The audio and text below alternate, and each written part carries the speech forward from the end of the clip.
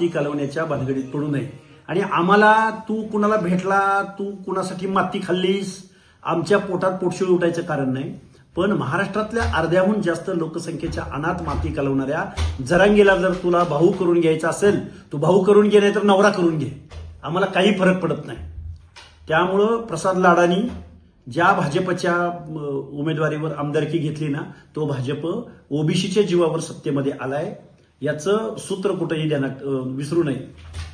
आज तुमचा बुलढाणा दौरा होतोय, काय नाही, आम्ही जातनिहाय जनगणना झाली पाहिजे. ओबीसींना न्याय भेटला पाहिजे, सामाजिक न्याय. ओबीसींचं आरक्षण गेलंय. ओबीसीमध्ये जनजागृती निर्माण झाली पाहिजे आणि ओबीसींच्या वेगवेगळ्या जात समूहामध्ये एकीची वज्रमूळ झालीच पाहिजे. यासाठी आम्ही 100 सभांची घोषणा केलेली आहे.